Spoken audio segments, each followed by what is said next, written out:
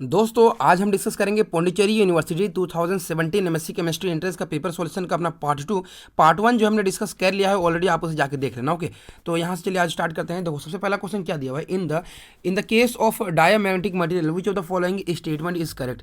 यहाँ में से जो है कौन सा स्टेटमेंट करेक्ट है। सबसे पहले जो आप मैग्नेटिक मोमेंट कैलकुलेट करते हो उसका फॉर्मूला क्या होता है। सबसे पहले क्या होता है, एक म्यू एस होता है, यानी जो मैग्नेटिक मोमेंट होता है ना वो दो चीज़ के कंट्रीब्यूशन से आता है। एक होता है स्पिन ओनली मैग्नेटिक मोमेंट, यानी स्पिन के थ्रू आता है, एंड एक ऑर्बिटल कंट्रीब्यूशन के थ्रू आता है। एंड यहाँ पे म्यू स्पिन जो होता है जो आप कैलकुलेट करते आए हो, इसे आप बोलते हो एन इंटू एन प्लस जो 2 आप कैलकुलेट करते आए हो, या फिर 4s इंटू इसी को आप लिखते हो s+1। इस तरीके से जो आप फॉर्मूला लिखते आए हो, ओके, तो इस तरीके से आप कैलकुलेट करते हो। एंड एक होता है ऑर्बिटल, यानी उसे आप बोलते हो म्यू नेट। ओके, उसे आप कहते हो म्यू नेट। एंड इसका जो फॉर्मूला होता है आपका, इसे आप लिखे होगे तो कैसे लिखोगे, देखो ये होता है आपका स्क्वायर रूट में पूरा स्क्वायर इस तरीके से होता है, एंड यहाँ पे 4s इंटू s+1 प्लस होता है आपका यहाँ पे l इंटू l+1। यानी यहाँ पे जो आपका यहाँ पे स्पिन का भी कंट्रीब्यूशन है, एंड यहाँ पे जो है आपका ये l+1 हो गया। यहाँ पे जो है आपका यहाँ पे ऑर्बिटल का भी कंट्रीब्यूशन होता है, यानी ये म्यू नेट का फॉर्मूला जाता है। ओके, अब यहाँ पे नेक्स्ट क्या दिखा हुआ है, अगर आप ऑप्शंस देखोगे तो ऑप्शन यहाँ पे सी देखो, individual electrons in spin spin magnetic moment is जो होता है ये 0 होता है। ओके, जो इंडिविजुअल इलेक्ट्रॉन्स होते हैं, यानी इस तरीके से जो ऑर्बिटल्स होते हैं यहाँ पे इंडिविजुअल इस तरीके से इलेक्ट्रॉन है, तो इसका इंडिविजुअली अगर आप कैलकुलेट करो तो ये नॉन जीरो होता है। ओके, ये नॉन जीरो होता है बिकॉज यहाँ पे एक इलेक्ट्रॉन प्रेजेंट है, यानी n इंटू n+1 अगर 2 से भी कैलकुलेट करोगे तो ये नॉन जीरो कभी नहीं आएगा। ओके, यानी सी तो गलत है। एंड डी देखो, the magnetic moment depends on temperature, तो जो डायमैग्नेटिक होता है ना वो इंडिपेंडेंट ऑफ टेम्परेचर होता है। ओके, ये बिल्कुल गलत ऑप्शन है। ओके, अब यहाँ पे ऑप्शन बी देखोगे, mu net spin only magnetic moment जो है, सॉरी म्यू नेट जो है, नेट जो आपका यहाँ पे पूछा गया है spin magnetic moment of paired electrons in same orbital is non zero. क्या पूछा गया है, नेट इलेक्ट्रॉनिक स्पिन यानी म्यू एस पूछा गया है, नोट यहाँ पे आपको म्यू नेट पूछा जा रहा है, म्यू एस पूछा जा रहा है। एंड ये पूछा गया है कि सेम ऑर्बिटल में इलेक्ट्रॉन जो है पेयर्ड है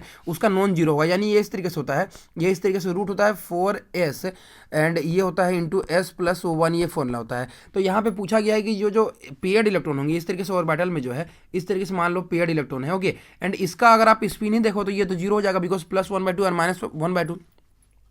तो यहाँ पे म्यू एस तो आपका यहाँ पे सरासर जो है जीरो आ जाएगा बिकॉज एस की वैल्यू यहाँ पे जीरो हो जाएगी, इसीलिए इसका करेक्ट आंसर जाएगा आपका ऑप्शन नंबर जो है ए हो जाएगा करेक्ट आंसर। एंड इस केस अगर ऑप्शन बी में अगर आपको नेट ओनली दिया हुआ था, यानी आप यहाँ पे बोलते हो ऑर्बिटल एंड स्पिन दोनों यहाँ पे होते, तो यहाँ पे ये ऑप्शन करेक्ट हो सकता था। ओके, अब नेक्स्ट क्वेश्चन देखो क्या दिया हुआ है, द करेक्ट ऑर्डर ऑफ जो है बॉन्ड एंगल पूछा गया है। देखो बॉन्ड एंगल कैलकुलेट करने के लिए जो है आप नॉर्मली अगर मैं आपको बोलूँ यहाँ पे, तो आपको जो है एक ही तरीका यहाँ पे ध्यान रखना होगा। सबसे पहले जो आप सबसे मिनिमम बॉन्ड एंगल किसका है उसको देखो, तो यहाँ पे मिनिमम के लिए आपको सिंपली ढूंढना है ड्रैगो कंपाउंड। ड्रैगो कंपाउंड्स का बॉन्ड एंगल जो नियरली जो है आपका 90 डिग्री के आसपास होता है। सबसे कम बॉन्ड एंगल जो होता है आपका ड्रैगो कंपाउंड्स का ही होता है। एंड यहाँ पे अगर आप देखोगे ना ड्रैगो कंपाउंड में यहाँ पे H2S एक ड्रैगो कंपाउंड है, H2S जो है ड्रैगो कंपाउंड है बिकॉज यहाँ पे जो है नो हाइब्रिडाइजेशन होता है, यहाँ पे नो हाइब्रिडाइजेशन होता है। ओके, तो यहाँ पे जो है जो लोन पेयर का जो यहाँ पे रिपल्सन होता है वो यहाँ पे देखा ही नहीं जाता, यानी VS पर ये फॉलो ही नहीं करता है। इसीलिए यहाँ पे अगर आप देखो सबसे कम बॉन्ड एंगल होगा आपका H2S का होगा। एंड यहाँ पे 3 ऑप्शन देखो H2S दिया हुआ है। अब यहाँ पे सबसे ज़्यादा बॉन्ड एंगल के लिए आपको क्या करना है, हाइब्रिडेशन देखना है। कैसे देखोगे, NH3 आपका sp3 हाइब्रिडेशन, एंड BF3 आपका sp2, एंड SiH4 जो है आपका यहाँ पे sp जो है 2 हाइब्रिडेशन है। ओके सॉरी sp3 हाइब्रिडेशन है। तो अब बताओ sp3 एंड sp2 में सबसे ज़्यादा बॉन्ड एंगल किसका हो, sp2 का होता है 120 डिग्री एंड sp3 का होता है आपका 107 डिग्री, इस तरीके से होता है। ओके, तो यहाँ पे देखो BF3 का तो अब यहाँ पे फिक्स हो गया कि BF3 का सबसे ज़्यादा बॉन्ड एंगल यहाँ पे हो जाएगा। तो अब यहाँ पे अगर आप ऑप्शन देखोगे तो ऑप्शन ए एंड डी में जो है H2S सबसे कम एंड BF3 सबसे ज़्यादा। अब यहाँ पे बात आता है SiH4 एंड NH3 में, तो यहाँ पे SiH4 है ना, SiH4 ये कार्बन फैमिली का है, कार्बन के पास सिलिकॉन ही आता है। एंड सिलिकॉन में आप देखोगे तो यहाँ पे जो है कोई भी लोन पेयर यहाँ पे प्रेजेंट नहीं होते हैं, यानी ये प्योर टेट्राहाइड्रल है। लेकिन अमोनिया देखोगे ना, अमोनिया इस तरीके से जो है आपका, ओके, अमोनिया में इस तरीके से लोन पेयर प्रेजेंट होता है। एंड यहाँ पे हाइड्रोजन, यहाँ पे हाइड्रोजन, यहाँ पे हाइड्रोजन, तो यहाँ पे लोन पेयर जो है रिपल्सन करता है, यानी ये प्योर टेट्राहाइड्रल नहीं होता है। यहाँ पे लोन पेयर को जो है यहाँ पे जो है अमोनिया का जो है यहाँ पे पैरामिडल शेप का हो जाता है ये। ओके, तो यहाँ पे लोन पेयर रिपल्सन दिखाते हैं, लोन पेयर बॉन्ड पेयर के कारण जो है, इसीलिए जो है यहाँ पे अमोनिया का बॉन्ड एंगल जो है SiH4 से कम हो जाता है बिकॉज SiH4 का जो है प्योर टेट्राहाइड्रल बॉन्ड एंगल होता है। इसलिए यहाँ पे आप क्या कहोगे, सबसे ज़्यादा बॉन्ड एंगल BF3 का। ओके, देन आपका यहाँ पे होता है SiH4 का, देन आपका आता है NH3 का, देन आपका आता है यहाँ पे H2S का बॉन्ड एंगल, यानी आंसर हो जाएगा आपका ऑप्शन नंबर हो जाता है आपका इसका डी हो जाता है। ओके, नेक्स्ट क्वेश्चन क्या दिया हुआ है, अनऑर्गेनिक कंपाउंड डिस्प्लेस, जो आपको 2 सिंगलेट यहाँ पे दिखा रहा है, यानी जो है आपको यहाँ पे क्या है 2 सिंगलेट आपको यहाँ पे शो कर रहा है एंड कंपाउंड क्या है। देखो इसका अगर आप स्ट्रक्चर बना के देखोगे ना, तो मैं सबसे पहले जो है ऑप्शन यहाँ पे डी को बनाता हूँ स्ट्रक्चर को। ओके, तो स्ट्रक्चर क्या होता है आपका कुछ इस तरीके से होता है, ये कुछ इस तरीके से है, यहाँ पे दिया हुआ टर्सरी ब्यूटाइल एसीटेट दिया हुआ है। ओके, तो यहाँ पे आपको डबल बॉन्ड O एंड यहाँ पे ये आपका टर्सरी ब्यूटाइल एसीटेट का स्ट्रक्चर है। ओके, एंड उसके बाद में अगर आप नेक्स्ट देखोगे, ओके सॉरी ये टर्सरी ब्यूटाइल का स्ट्रक्चर नहीं, यहाँ पे टर्सरी ब्यूटाइल एसीटेट का स्ट्रक्चर कुछ और होगा। ओके, तो यहाँ पे हम बनाते हैं ये double bond O and then उसके बाद आपका क्या होता है ये ऑक्सीजन एंड यहाँ पे ये इस तरीके से होता है एंड यहाँ पे इस तरीके से होता है, ये आपका टर्सरी ब्यूटाइल एसीटेट का स्ट्रक्चर है। ओके, मैंने मिस्टेक बनाया था।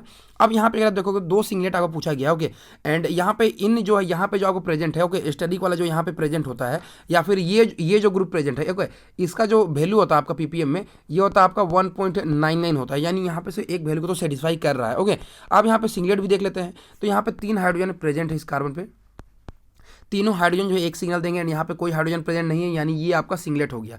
ओके, ये आपका हो गया सिंगलेट।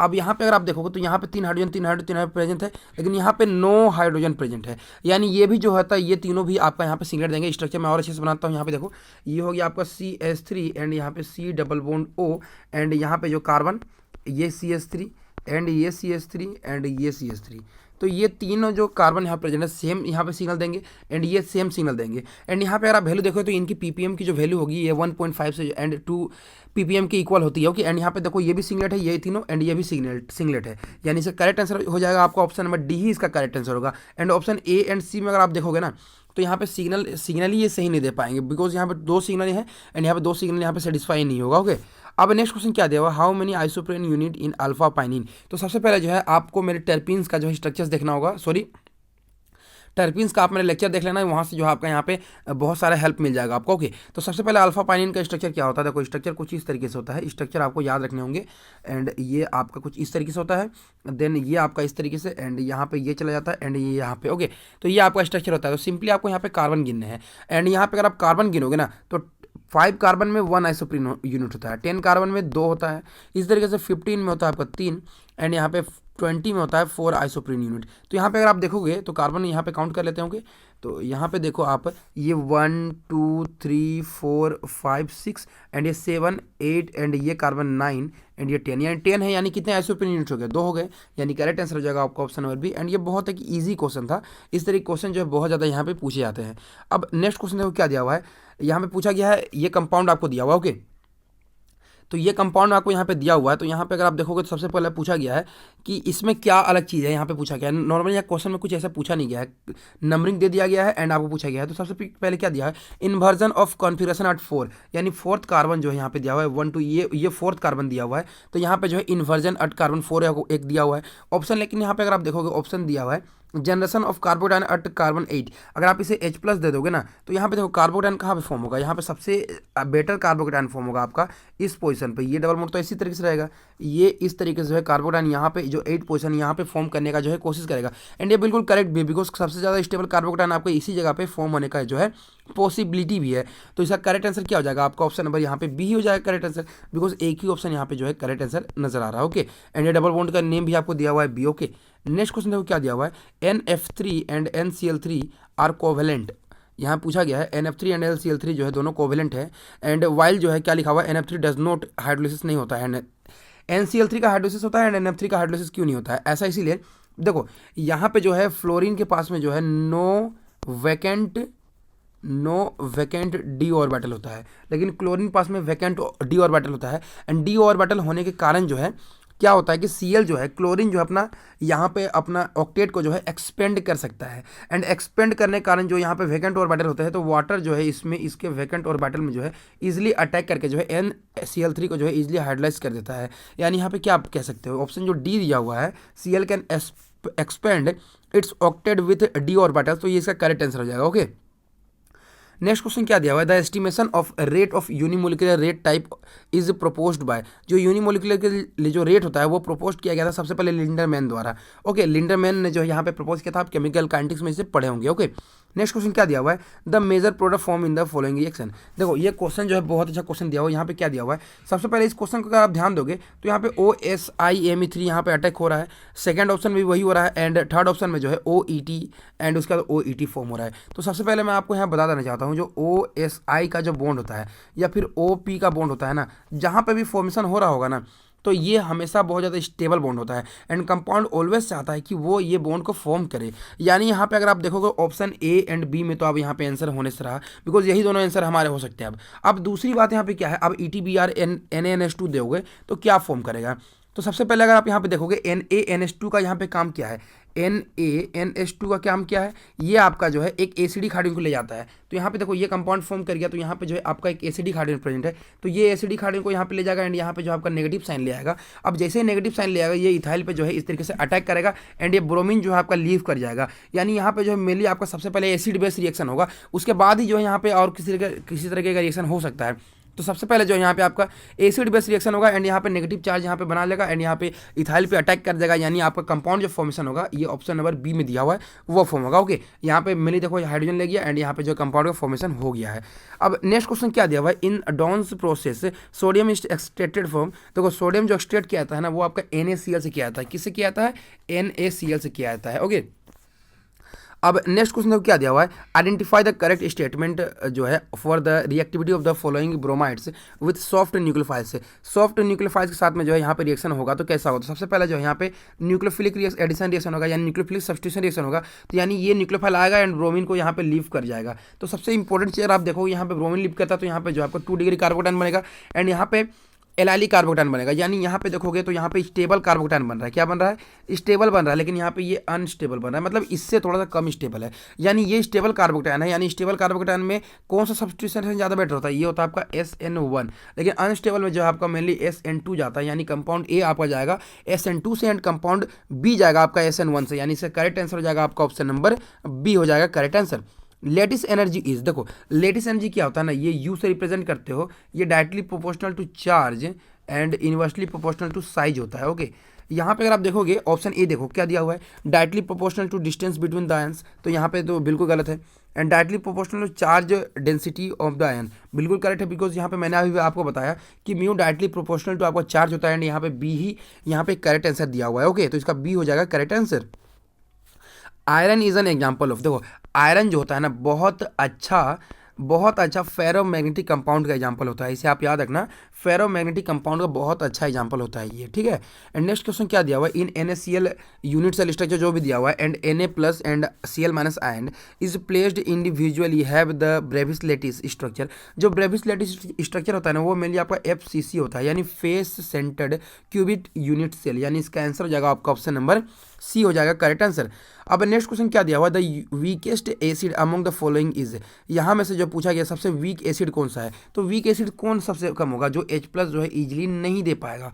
अब यहाँ पे अगर आप क्वेश्चन ध्यान से दोगे तो देखो सबसे पहले HF है, यानी मान लेते हैं ये हाइड्रोजन है, इस तरीके से छोटा सा है, यहाँ पे फ्लोरीन है इस तरीके से। ओके, देन उसके बाद यहाँ पे क्लोरीन है एंड उसके बाद में फिर यहाँ पे ब्रोमीन है एंड यहाँ पे आयोडीन है। अब बताओ इन सब में जो है हाइड्रोजन एंड जो यहाँ पे ये फ्लोरीन है, ये क्लोरीन है, ये ब्रोमीन है एंड आयोडीन है, सबसे अच्छा हाइड्रोजन एंड जो भी यहाँ पे हेलोजन है उसके साथ में किसके साथ इंटरेक्शन अच्छा होगा, यहाँ पे आपका फ्लोरीन सबसे अच्छा होगा, then chlorine, then bromine, then बहुत खराब होगा HI के साथ में, यानी HI वाला बॉन्ड होगा जो सबसे वीक होगा। HI जो बॉन्ड होगा वह सबसे ज़्यादा जो है आपका यहाँ पे वीक होगा एंड HI बॉन्ड सबसे ज़्यादा वीक होने के कारण जो है वो बहुत ईजिली जो है आपका यहाँ पे H+ दे देगा एंड H+ देने के कारण जो है सबसे ज़्यादा एसिडिक जो हो जाएगा आपका HI हो जाएगा। एंड सिंपली अगर आप यहाँ पे देखो तो डाउन द ग्रुप जो है आपका एसिडिटी जो होता है, ओके ये मैंने बताया है, एसिडिटी जो है आपका यहाँ पे इंक्रीज करता है, यानी करेक्ट आंसर हो जाएगा आपका ऑप्शन नंबर सी हो जाएगा करेक्ट आंसर।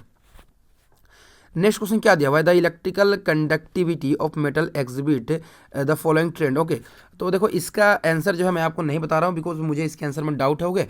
तो मैं नहीं चाहता हूँ कि आपको मैं गलत आंसर प्रोवाइड करूँ। अगर आप में से किसी को पता तो कमेंट सेक्शन में बता देना, दूसरे के लिए जो है हेल्प हो जाएगी। ओके, नेक्स्ट क्वेश्चन क्या दिया हुआ है, Jahn Teller distortion is not found in complexes with the following electronic configuration.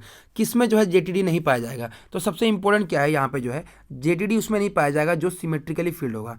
Symmetrically, okay, symmetrically field होगा उसमें जेटीडी नहीं पाया जाएगा। तो सबसे इंपॉर्टेंट क्या है, सिमेट्रिकली फील्ड होता क्या है? अगर मान लो तो ये T2G है एंड ये आपका EG है। अगर मान लो T2G में यहाँ पे 3 इलेक्ट्रॉन आ सकते हैं, यानी ये 1 2 3, तो ये सिमेट्रिकली फील्ड हो गया। या फिर अगर 5 इलेक्ट्रॉन हो गया तो ये भी आपका सिमेट्रिकली फील्ड हो गया।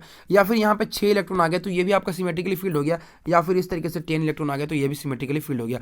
अगर इनकेस क्या होता है कि कोई सा भी इलेक्ट्रॉन यहाँ पे कम हो जाता है, यानी यहाँ पे 2 ही इलेक्ट्रॉन रह गया तो ये सिमेट्रिकली नहीं हो गया। या फिर यहाँ पे 4 इलेक्ट्रॉन आ गया तो ये आपका सिमेट्रिकली नहीं हो गया। तो ये आपका जो है जेटीडी बहुत अच्छे तरीके से देते हैं। ओके, तो यहाँ पे अगर आप ऑप्शन सी देखोगे ना, T2G EG2, ओके, T2G 3, यानी ये 1 2 3 जो T2G है यहाँ पे, एंड EG जो है आपका यहाँ पे ये 1 2 दिया हुआ है। तो ये EG एंड T2G दिया हुआ है, तो इन दोनों में जो है अनसिमेट्रिकली फील्ड आपका प्रेजेंट है, एंड इसीलिए जो है ये कंपाउंड आपका क्या होता है, ये कंपाउंड आपका जेटीडी जो है शो नहीं करता है। यानी करेक्ट आंसर हो जाएगा आपका ऑप्शन नंबर इस केस के लिए सी हो जाएगा करेक्ट आंसर। नेक्स्ट क्वेश्चन क्या दिया हुआ है, absorption spectra of aniline in aqueous acid.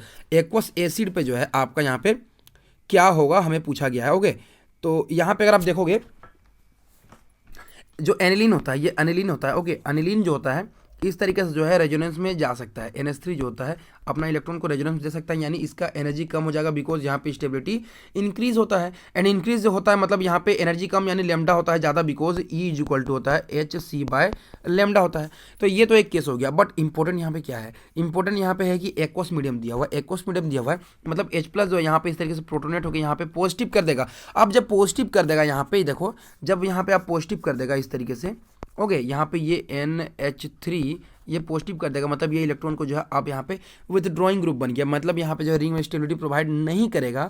And provide नहीं करने के कारण क्या होता है, इसका एनर्जी जो होता है इंक्रीज कर जाता है। एनर्जी इंक्रीज होने के कारण जो है लेमडा डिक्रीज कर जाता है। एंड आपने जो है बहुत अच्छी तरीके से जो है UV स्पेक्ट्रोस्कोपी में पढ़ा है कि जब लेमडा कम होता है तो उससे आप क्या कहते हो, उससे आप मेनली ब्लू शिफ्ट कहते हो। आई थिंक अगर मैं गलत नहीं हूँ तो उसे आप ब्लू शिफ्ट कहते हो। एंड जो ब्लू शिफ्ट होता है उसे आप कहते हो हिप्सोक्रोमी शिफ्ट। इस तरीके से आपने ग्राफ देखा होगा इस तरीके से। ओके, ये हायर वेवलेंथ, ये लोअर वेवलेंथ, इसे आप कहते हो हिप्सोक्रोमिक शिफ्ट, यानी आंसर हो जाएगा D हो जाएगा correct answer. And 58 number question क्या दिया हुआ है, the spin only magnetic moment यानी COF6 3-। यहाँ पे जो है कोबाल्ट जो है मेनली आपका 3 पॉजिटिव केस में है। एंड कोबाल्ट 3 पॉजिटिव क्या होता है, D6 होता है। एंड यहाँ पे फ्लोरीन है वीक फील्ड लिगेंड, यानी यहाँ पे जो है आपका कुछ इस तरीके से जो है इलेक्ट्रॉन फिल होने वाला है, यानी ये 1 2 3 4 5 6, यानी यहाँ पे जो है 4 अनपेयर्ड इलेक्ट्रॉन हो गए, यानी ये होता है रूट N × N+2। एंड यहाँ पे क्या हो जाएगा, यहाँ पे हो जाएगा आपका √4 × 4+2। इसे सॉल्व कर लें तो आपका आ जाएगा वैल्यू 4.89 आ जाएगा आंसर। ओके, ये हो जाएगा 4.89, यानी ऑप्शन A हो जाएगा करेक्ट आंसर। अब नेक्स्ट क्वेश्चन देखो क्या दिया हुआ है, the product obtained by positron emission. Positron emission करना है, जो ऑक्सीजन होता है ना 8, ये 15 होता है, इसका पॉजिट्रॉन इमिशन करना है। यानी ये पॉजिट्रॉन इमिशन में क्या होता है, पॉजिट्रॉन इमिशन मेनली होता है आपका इस तरीके से, जो भी आपका पॉजिट्रॉन होता है, कोई मान लीजिए पॉजिट्रॉन है, P से मैं रिप्रेजेंट कर रहा हूँ, कुछ और से भी रिप्रेजेंट कर सकते हो।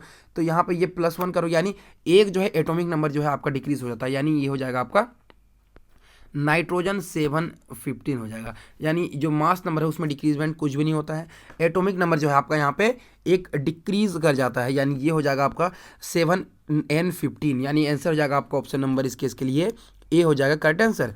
एंड आज का हमारा लास्ट क्वेश्चन देखो क्या दिया हुआ है, the molecular formula of phosphorus, ये होता है मेनली आपका P4 के फॉर्म में जो है एग्जिस्ट करता है। ओके, तो ये इसका आंसर हो जाएगा ऑप्शन नंबर B हो जाएगा इसका करेक्ट आंसर। तो आज के सॉल्यूशन के लिए बस इतना ही, मिलते हैं इस तरह के सॉल्यूशन साथ में नेक्स्ट के वीडियोज में, तब तक के लिए धन्यवाद।